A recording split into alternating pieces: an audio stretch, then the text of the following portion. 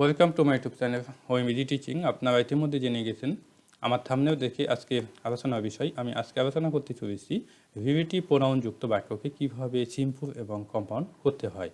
তো আমি মেন আলোচনায় যাওয়ার পূর্বে আপনাদের কাছে ছোট্ট একটি রিকোয়েস্ট, আপনারা যারা আমার ইউটিউব চ্যানেলটি এখনও সাবস্ক্রাইব করেন নাই, সাবস্ক্রাইব মাই ইউটিউব চ্যানেল, যাতে করে নিত্য নতুন ভিডিও যখন আপলোড করবো সাথে সাথে আপনাদের কাছে পৌঁছে যায়। তো আজকের ভিডিওটি অনেক অনেক গুরুত্বপূর্ণ, আপনারা অবশ্যই প্রথম থেকে শেষ পর্যন্ত দেখবেন, তবেই বুঝতে পারবেন আমি কত সুন্দরভাবে আলোচনা করেছি। তো দেখেন প্রিয় শিক্ষার্থী বন্ধুরা, আমি এখানে বলেছি প্রথমেই যে রিলেটিভ প্রোনাউনের পূর্বের অ্যান্টিসিডেন্ট যদি ব্যক্তিবাচক কাজ করার সামর্থ্য আছে এরকম কোনো ব্যক্তি অথবা প্রোনোমিনাল অবজেক্ট থাকে, তবে কি করে সিম্পল এবং কম্পাউন্ড করতে হয়। তো আমি দেখেন এখানে সিম্পলের যে স্ট্রাকচার সেটি দিয়েছি। রিলেটিভ প্রোনাউনের পূর্বের যে অংশ আছে সেটি বসে যাবে। তো রিলেটিভ প্রোনাউনের পূর্বের অংশ কি আই স এ ম্যান, এখানে কিন্তু আই স এ ম্যান বসে গেছে।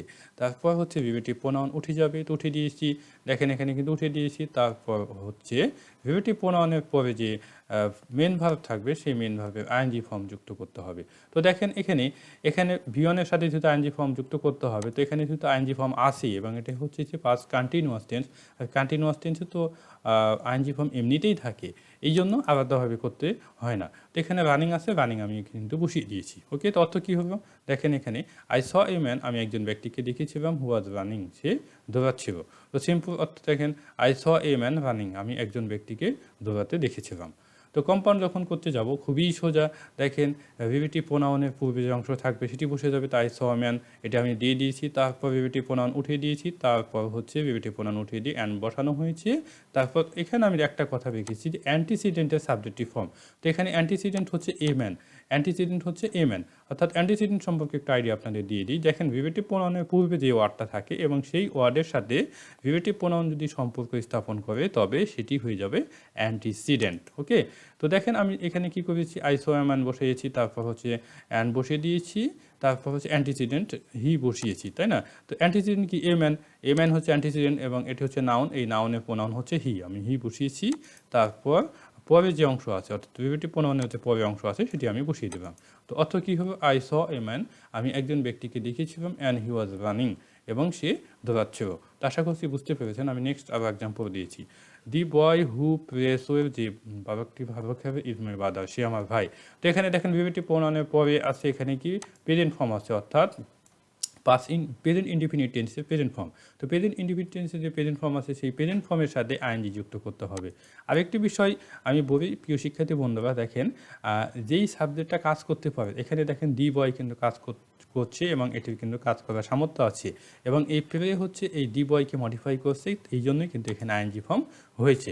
যদি সাবজেক্টটা বস্তুবাচক হতো তাহলে এখানে পিপি ফর্ম অর্থাৎ পাস্ট পার্টিসিপল ফর্ম হতো, যেটা পরবর্তী আমি ভেবে আলোচনা করব, সেটি দেখে আপনারা বিষয়টা আরও বেশি বুঝতে পারবেন। তো দি বয় প্লেইং ওয়ে, ভালো খেলা বালকটি ইজ মাই ব্রাদার, আমার ভাই। ওকে, তা দি বয় প্লেস ওয়ে মানে বালকটি ভালো খেলে, and he is my brother, এবং সে আমার ভাই। তো নেক্সট এক্সাম্পল দেখেন, আমি দেখেছিলাম দ্যাট হি ওয়াজ সিঙ্গিং, যে সে গান হি ওয়াজ সিঙ্গিং, সে গাচ্ছিল, তাই না? আমি দেখেছিলাম যে সে গাচ্ছিল, কী গাচ্ছিল সেটা কিন্তু আমি দিই নাই প্রধানত, এই সং দিতে হতো, দিই নাই। তো দেখেন আই স হিম, আমি তাকে দেখেছিলাম, হোয়েন হি ওয়াজ সিঙ্গিং, যখন সে গান গাচ্ছিল। তো এভাবে দুটোই কিন্তু করা যায়, দুইভাবেই কিন্তু করা যায়। তো আমি এখানে দেখেন আমি বলেছিলাম যে প্রোনোমিনাল অবজেক্ট যদি থাকে, রিলেটিভ প্রোনাউনের আগে যদি প্রোনোমিনাল অবজেক্ট থাকে, সেটি কিন্তু আমি বলেছিলাম, এই জন্য এই উদাহরণটা আমি দিয়েছি। তো দেখেন সিম্পল করতে গেলে যে কাজটা করতে হবে, হোয়েনের যে পূর্বে অংশ আছে আই স হিম, এটি কিন্তু আমি বসিয়ে দিয়েছি। তারপর হোয়েনের পরে যে মেন ভার্ব আছে সেই মেন ভার্বের প্রেজেন্ট ফর্মের সাথে আইএনজি যুক্ত, যে এখানে যেহেতু আইএনজি ফর্ম আছেই, তা অতিরিক্তভাবে আমাদের করতে হবে না। তো সিঙ্গিং আছে, সিঙ্গিং আমি বসিয়ে দেলাম। তো কম্পাউন্ড করতে গেলে কী হবে, আই স হিম, রিলেটিভ প্রোনাউনের পূর্বে অংশ আই স হিম, তারপর অ্যান্ড দিয়েছি, তারপর পরে যে অংশ আছে হি ওয়াজ সিঙ্গিং, সেটি কিন্তু আমি বসিয়ে দিয়েছি। তো আই স হিম, আমি তাকে দেখেছিলাম, অ্যান্ড হি ওয়াজ সিঙ্গিং, এবং সে গাচ্ছিল, তাই না? এবং সে গাচ্ছিল। তো এটি হচ্ছে বিষয়। তো দেখেন এখন আমি নেক্সট ভাবে চলে গেলাম। তো রিলেটিভ প্রোনাউনের পূর্বে অ্যান্টিসিডেন্ট যদি বস্তুবাচক হয়, তো এখানে আমি কি বলেছিলাম, দেখেন যদি ব্যক্তিবাচক হয়, তাই না? এখানে আমি বলেছিলাম যদি ব্যক্তিবাচক হয়, কিন্তু এখানে কি হয়েছে, বস্তুবাচক হয়। তো সেক্ষেত্রে কি নিয়ম ফলো করতে হবে? তো I have sent you a novel, আমি তোমাকে একটি উপন্যাস পাঠিয়েছি, which was written by Nazrul, যেটা নজরুল কর্তৃক লিখিত বা লেখা হয়েছিল, তাই না? তো এখানে দেখেন এখানে কিন্তু হুইচ আছে, হুইচ হচ্ছে কি ভিভেটিভ প্রোনাউন। এই ভিভেটিভ প্রোনাউনের পূর্বে যে অ্যান্টিসিডেন্ট কি আছে, এ নভেব আছে। তো এ নভেবটা হচ্ছে বস্তুবাচক, অর্থাৎ তার কাজ করার কোনো সামর্থ্য নাই। এই জন্যই প্রধানত কি হবে দেখেন, আই হ্যাভ সেন্ট ইউ এ নভেব, অর্থাৎ ভিভেটিভ প্রোনাউনের যে পূর্বের যে অংশ সেটি কিন্তু আমি বসিয়ে দিয়েছি এখানে, কিন্তু সেই স্ট্রাকচারে এখানে বলা আছে। তো দেখেন পূর্বের যে অংশ আছে, আই হ্যাভ সেন্ট ইউ এ নভেব, আমি তোমাকে একটি উপন্যাস পাঠিয়েছি। তারপর দেখেন মজার বিষয়, এই যে আমি এটাই বোঝাতে চেয়েছিলাম যে হুইচের পরে যে মেন ভার্ব আছে রিটেন, তো রিটেনটা কিন্তু কি হয়েছে, পাস্ট পার্টিসিপল ফর্মেই বসে গেছে। কারণ আমি কি বলেছিলাম যে যেই ওয়ার্ডটা, অর্থাৎ যে ভার্ব হচ্ছে কোনো কিছুকে কি করে মডিফাই করে, অর্থাৎ যার সাথে সম্পর্ক স্থাপন করে অথবা কাউকে নির্দেশ করে, সেটি যদি বস্তুবাচক হয় তবে কি হবে, পাস্ট পার্টিসিপল ফর্ম বা V3 হবে। তো এখানে দেখেন এ নভেবকে হচ্ছে রিটেন মডিফাই করেছে, এই জন্যই কি হয়েছে, রিটেন হয়েছে, অর্থাৎ V3 হয়েছে। তো বাই নজরুল। আশা করছি বিষয়টা বুঝতে পারছেন। যেমন এখানে দেখেন দি বয় হচ্ছে কাজ করার সামর্থ্য আছে, এবং এই প্রে হচ্ছে এই দি বয়কে নির্দেশ করেছে, ওকে, এবং তার কাজ করার সামর্থ্য আছে, ব্যক্তিবাচক, এই জন্য এখানে প্রেইং হয়েছিল। আর এখানে যেহেতু এ নভেবে কাজ করার সামর্থ্য নাই, এই জন্য এখানে রিটেন হয়েছে। আশা করছি বিষয়টা বুঝতে পারছেন। তো দেখেন এখন কম্পাউন্ড কি হয়েছে, খুবই সোজা। ভিভেটিভ প্রোনাউনের পূর্বাংশ বসিয়ে দিয়েছি, তারপর ভিভেটিভ প্রোনাউন উঠিয়ে দিয়ে অ্যান্ড বসানো হয়েছে। তারপরে যে দেখেন আমি অ্যান্টিসিডেন্টের সাবজেক্ট, অর্থাৎ অ্যান্টিসিডেন্টের সাবজেক্ট বলতে বোঝানো হয় যে এ নভেব হচ্ছে কি বস্তুবাচকের পরিবর্তে আমাদেরকে ইট বসাতে হয়। প্রোনাউনটা আমি বসিয়ে দিলাম, তাই না?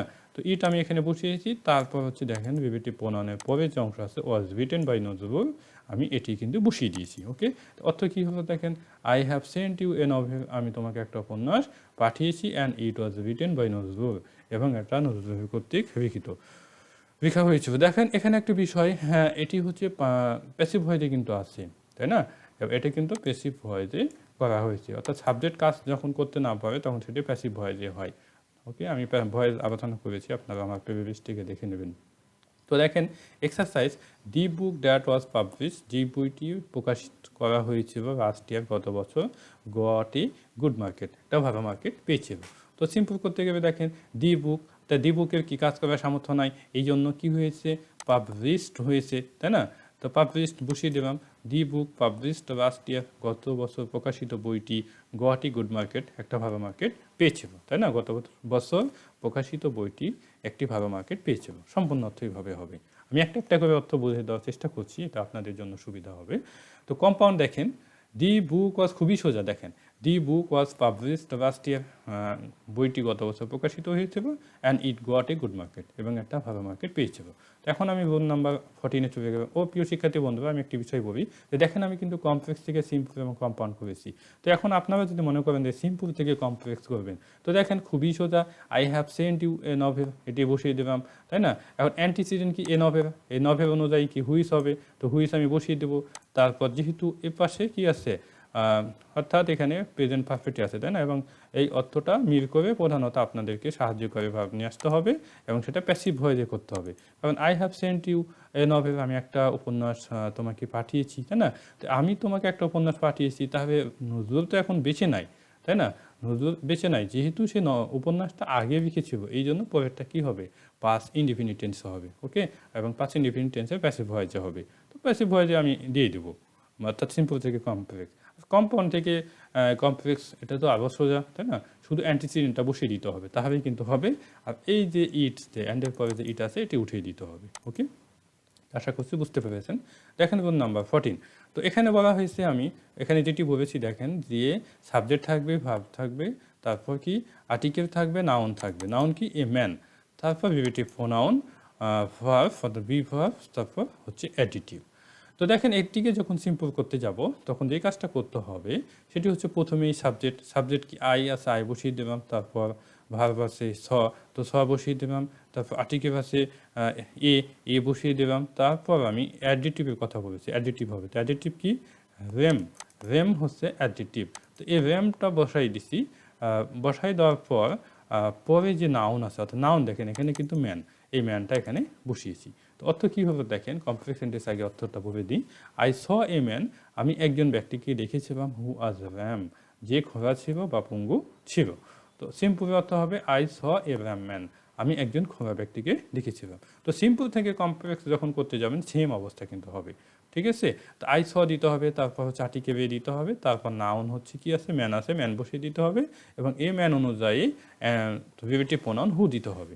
হু দেওয়ার পরে যেহেতু এটা পাস্ট টেন্সে আছে এই জন্য এখানে সাহায্যকারী ভার্ব বা বি ভার্ব ওয়াজ হবে, আর অ্যাডিটিভ পরে অ্যাডিটিভ বসিয়ে দিতে হবে। ওকে, তাহলে কিন্তু হয়ে যাবে। কম্পাউন্ড থেকে আরও সোজা, আই স এ ম্যান। দেখেন এখানে আমি যখন কম্পাউন্ড করতে যাব কমপ্লেক্স সেন্টেন্স থেকে প্রথমে হুয়ের যে পূর্বে অংশ আছে আই স এ ম্যান সেটি বসিয়ে দিতে হবে। আই স এ ম্যান বসিয়ে দিলাম, তারপর আমি বলেছি যে অ্যাড হবে, ক্যান বসিয়ে দিয়েছি, তারপর হচ্ছে অ্যান্টিসিডেন্ট। অ্যান্টিসিডেন্ট দেখেন অ্যান্টিসিডেন্ট কিন্তু এ ম্যান, এ ম্যান হচ্ছে অ্যান্টিসিডেন্ট। এই নাউন এখানে আছে, তো এই নাউনে প্রোনাউন আমাদের ইউজ করতে হবে। কারণ আমরা কি জানি, একটা সেন্টেন্সে যখন একটা নাউন ইউজ করা হয় তখন পরে যখন ওটা রিপিট করব তখন প্রোনাউন ইউজ করতে হয়। তো এখানে প্রোনাউন আমি ইউজ করেছি হি, হি দিয়েছি, তারপর হচ্ছে পরে অংশ অর্থাৎ রিলেটিভ প্রোনাউনের পরে যে অংশ আছে ওয়াজ র্যাম, ওই র্যামটা বসিয়ে দিয়েছি। আই স এ ম্যান, আমি একজন ব্যক্তিকে দেখেছিলাম, অ্যান্ড হি ওয়াজ র্যাম, এবং সে কী ছিল, পঙ্গু ছিল বা খোঁড়া ছিল। ওকে, তো দেখেন আমি আরেকটা উদাহরণ দিয়েছি, সেম উদাহরণ, এটা আপনারা নিজেরাই দেখে নেবেন, আর যদি কোনো সমস্যা হয় আমাকে কমেন্টের মাধ্যমে জানাবেন। তো এখন আমি রুল নাম্বার 15-এ চলে যাচ্ছি। প্রথমে আর্টিকেল থাকবে, দেখেন প্রথমে কিন্তু আমি আর্টিকেল দিয়েছি, তারপর হচ্ছে নাউন থাকবে, তারপর রিলেটিভ প্রোনাউন থাকবে, তারপর বি ভার্ব থাকবে, তারপর অ্যাডিটিভ থাকবে। ওকে, এইভাবে কিন্তু দিয়েছি। তারপর এক্সটেনশান, অর্থাৎ এই যে এটা অনুযায়ী কিন্তু এক্সটেনশানটা বলবে, অর্থাৎ এটা যদি প্রেজেন্ট টেন্সে থাকে পরেরটা কী হবে, ওই যে ক্যান হবে বা এই ধরনের কোনো অক্সিলারি ভার্ব হবে। কিন্তু যদি এটা পাস্ট ফর্মে থাকে, ওয়াজ যদি থাকতো তখন এখানে ক্যান না হয়ে হয়তো কুড হতে পারতো, তাই না, এরকম হতে পারতো। তো এক্সটেনশন আমি এটাই দিয়েছি। তো দেখেন ক্যান প্রসপার ইন লাইফ, জীবনে উন্নতি লাভ করতে পারবে, তাই না। The man who is industrious, যেই ব্যক্তি পরিশ্রমী, ক্যান প্রসপার ইন লাইফ, সেই জীবনে কী করতে পারবে, উন্নতি লাভ করতে পারবে। তো এটিকে যখন সিম্পল করতে যাব প্রথমে আর্টিকেল দিতে হবে। তো আর্টিকেল এখানে অ্যান দেওয়া হয়েছে। তো এখানে একটি বিষয় যে হু দিয়ে দি ম্যানকে কি নির্দিষ্ট করা হয়েছে, দি ম্যান হু মানে যে ব্যক্তি। তো এখানে যেহেতু নির্দিষ্ট করে বলা হয়েছিল এই জন্য ম্যানের আগে দি বসানো হয়েছিল, কিন্তু এখানে নির্দিষ্ট করে বলা হয় নাই, এই জন্যই প্রধানত, এবং একজন ব্যক্তিকে বোঝানো হচ্ছে, নির্দিষ্ট বলা হয় নাই এবং একজন একজন করে প্রধানত বোঝানো হচ্ছে, এই জন্যই এটির আগে অর্থাৎ ইন্ডাস্ট্রিয়াস ম্যানের আগে অ্যান বসানো হয়েছে। আর আরেকটা বিষয় এখানে দেখেন, ইন্ডাস্ট্রিয়াসের আগে প্রথম অক্ষর যেহেতু ভার্ব আছে এই জন্য অ্যান বসানো হয়েছে।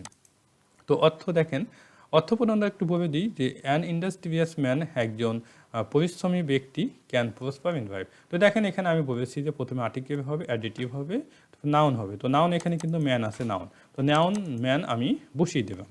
তারপর হচ্ছে আমি বলেছি যে অ্যাডিটিভ, অর্থাৎ রিলেটিভ প্রোনাউনের পরে যে অ্যাডিটিভ থাকবে সেই অ্যাডিটিভের পরে যে অংশ আছে সেটি বসে যাবে। তো এখানে ক্যান প্রসপার ইন লাইফ এটি কিন্তু আমি বসিয়ে দিলাম। ওকে, অ্যান ইন্ডাস্ট্রিয়াস ম্যান, একজন পরিশ্রমী ব্যক্তি, ক্যান প্রসপার ইন লাইফ, জীবনে উন্নতি লাভ করতে পারবে।